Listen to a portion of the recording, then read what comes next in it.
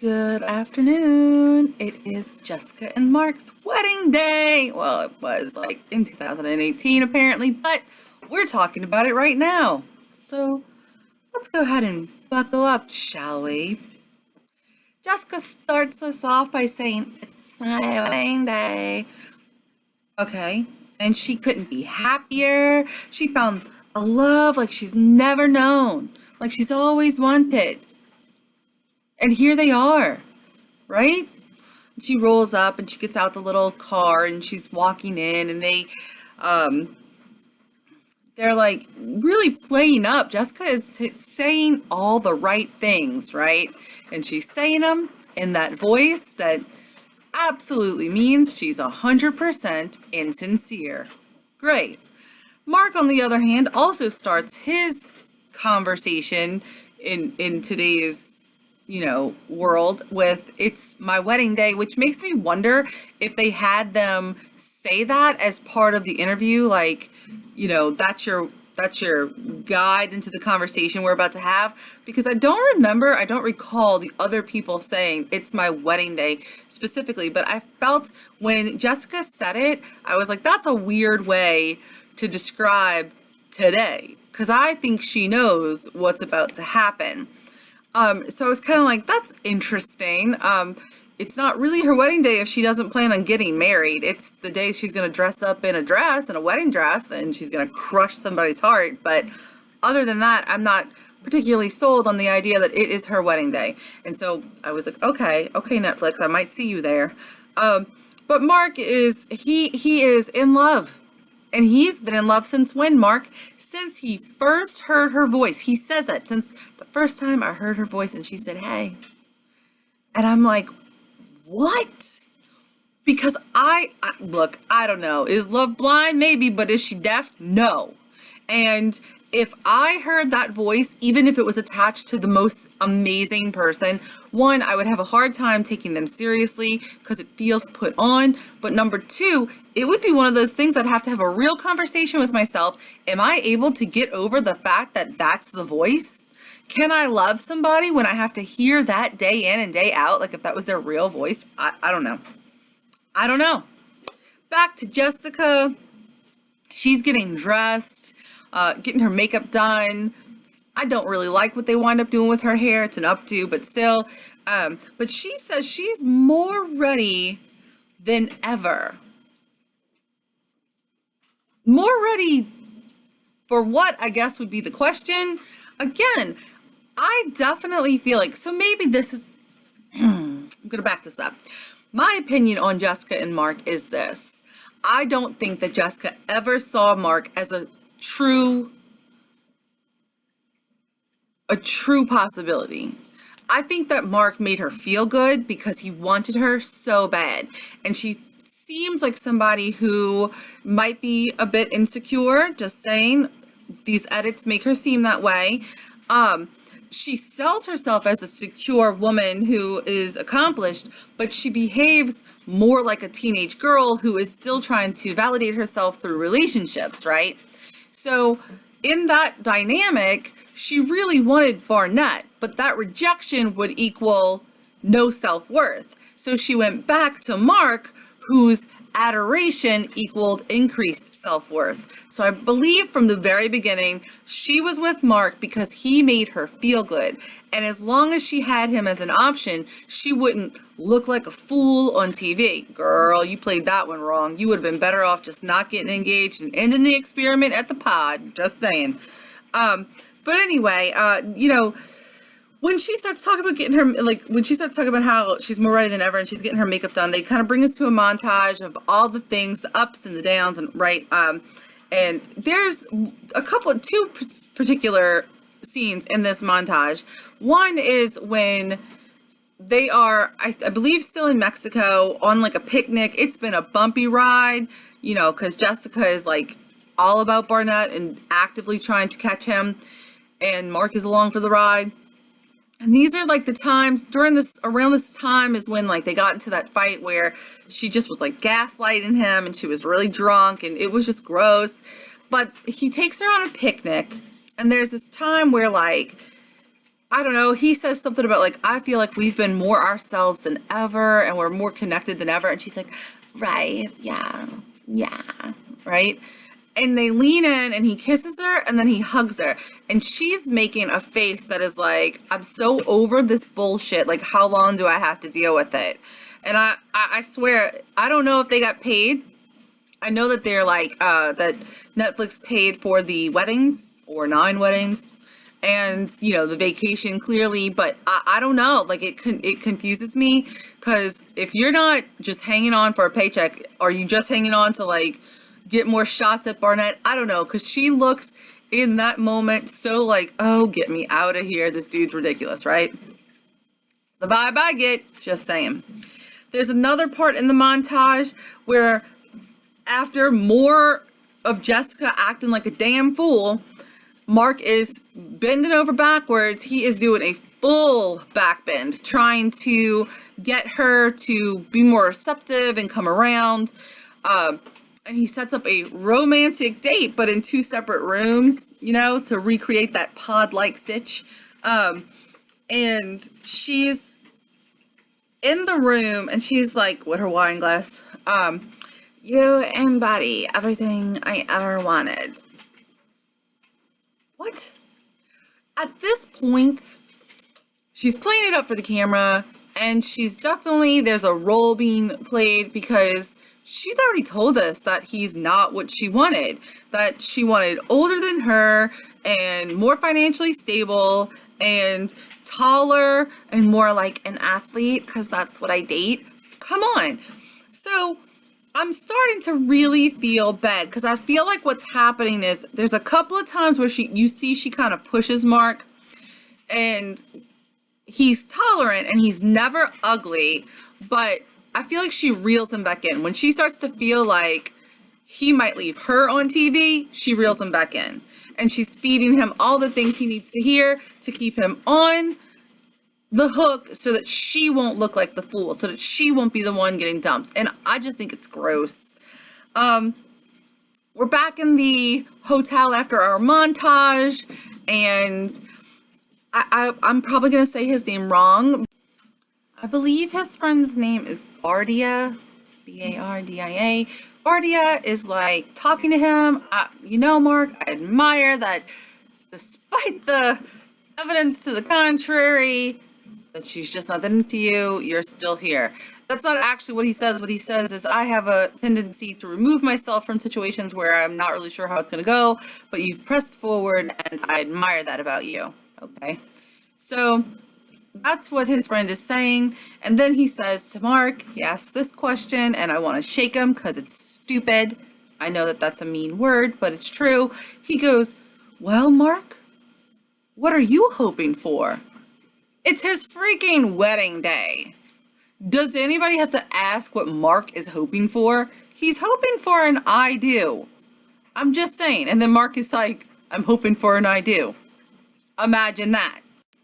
Mark meets up with his mama, who is so sweet. I love Mark's mama. And side note, Mark told Jessica in the very first date that they had in the pods that he was a mama's boy. So, you know, she knew. She was on alert. Anyway, he tells Mama how happy he is. Mom's happy for him. If this is what he wants, she knows that he's in love. Great. We're gonna walk down the aisle. They're so sweet. I just really hope that Mark meets a girl who gets along with his mama and who his mama actually approves of, because he deserves it. I think that before he gets there, he's going to have to actually know his worth, because there's a moment in the pods where he's like, I love you and I know my worth, so figure it out. And we're all so proud of him. And then ever since that moment, it just crashes and burns. Just burns like a dumpster fire. So if he could actually figure out his worth and hold on to it, he'll get a great girl. Just saying. Mark is at the front of the, room where everybody's getting married. There is a progression of people, so they did do that. And then they have Jessica waiting in the hallway. I guess that's to build anticipation, but he's up front. When Jessica comes in, you can tell he thinks she's beautiful. He's barely holding it together. He's just, tears are in his eyes.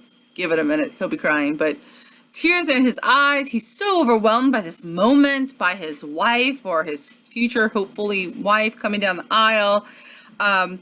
It kind of like the pastor or priest gives the clergyman gives his entire speech, and then he's like, it's your turn. Mark starts talking, and Mark basically says he's loved her from the very beginning, despite the ups and downs, the highs and the lows. He just is so in love with her.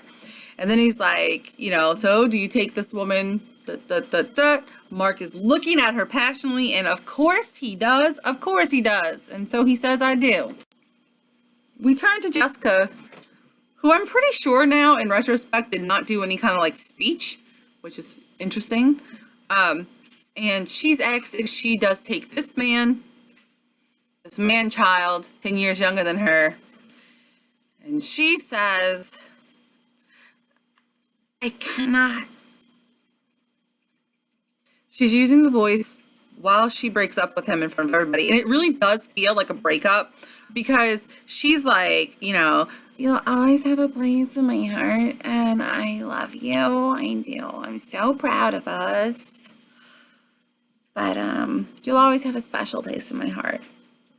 So you'll always have a special place in my heart sounds like an ending. That does not sound like we've been going through a lot, maybe we need more time or anything like that. That definitely sounds like an ending, right?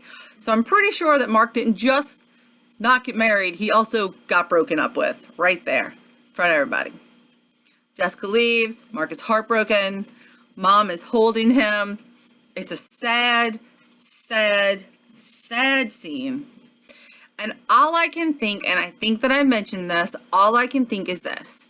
I truly do believe that certain people in these situations knew from the beginning that they were going to say no.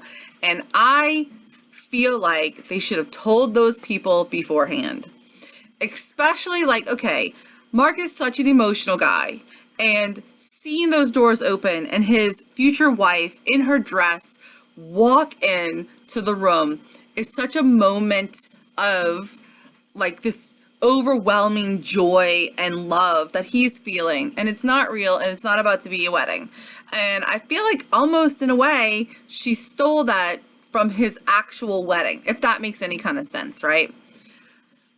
So as far as moving into after interviews and stuff, I actually haven't been able to find anything, and nobody has given me anything in the comments that is a Jessica and Mark interview together.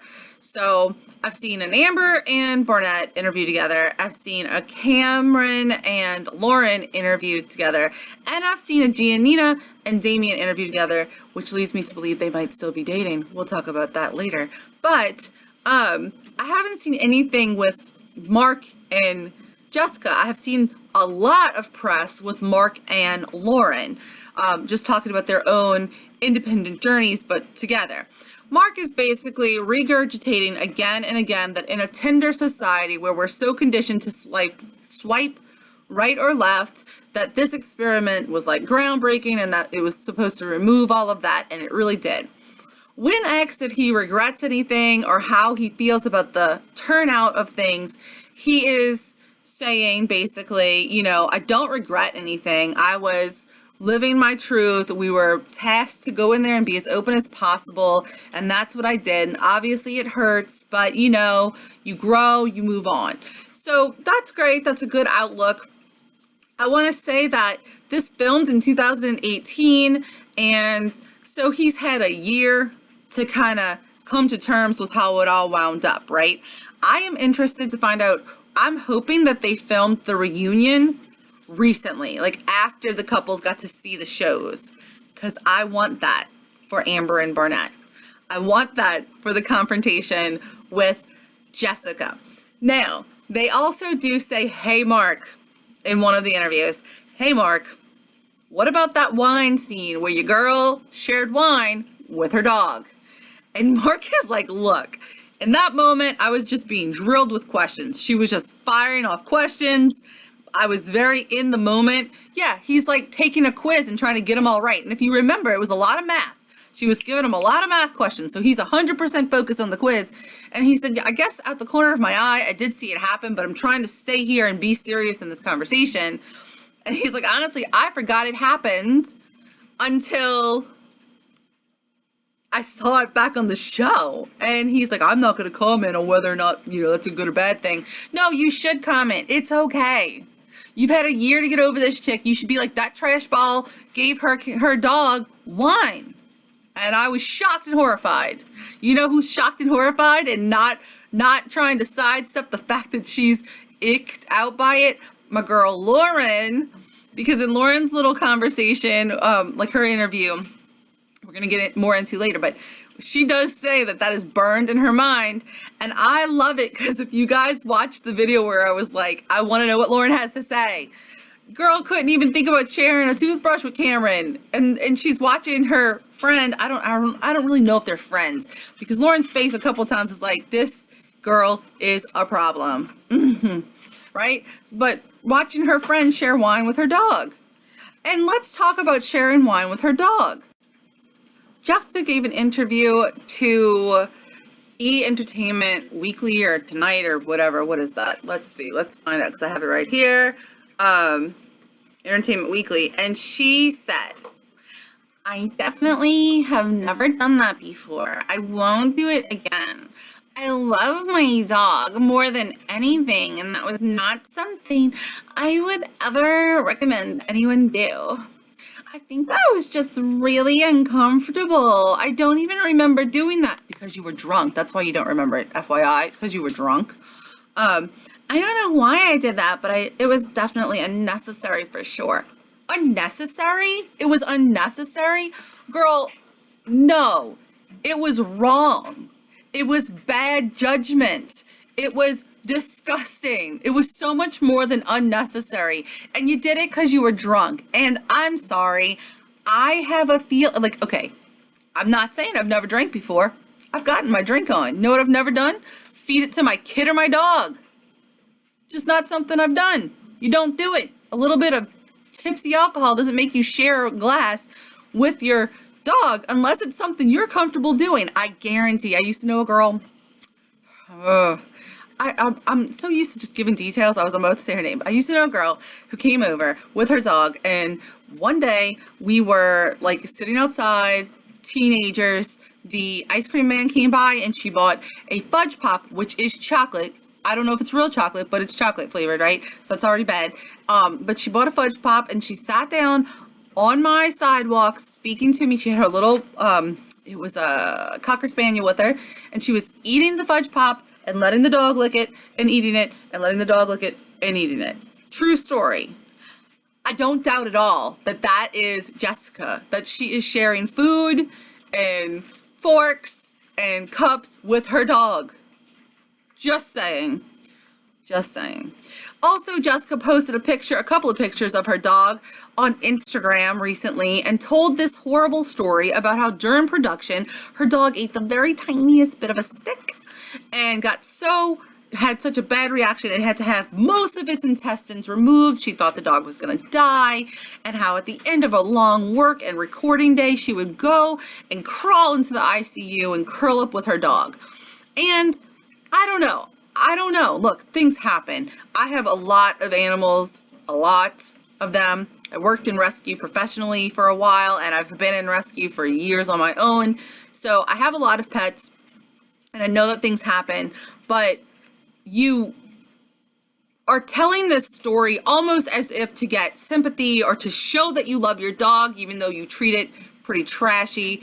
Like, I don't really get it. I don't know where you're trying to go with that, but I felt like it was very emotionally manipulative, like trying to get people to back off the fact that she was so wrong.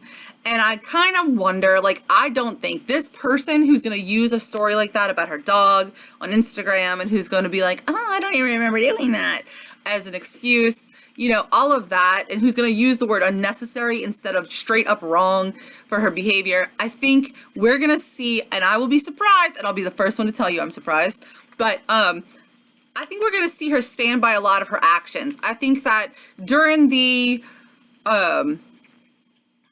during the reunion, we're going to get a lot of, it was so much more intense that you can imagine, and nobody's going to understand except those of us that were in it. And we're going to get a lot of like, that's not how I meant it. Or I truly believe she's going to be one of those, like, it's the edit kind of people, which I get that editing happens, but also you're making these statements and you're behaving this way and you're the one getting drunk and you're the one getting drunk with your dog. Just saying. I'm just saying. As always, I hope you enjoyed this. I'm enjoying it. Drop a comment, leave a like, subscribe if you haven't, and later on, we're going to have a Lauren and Cameron video. See you guys later.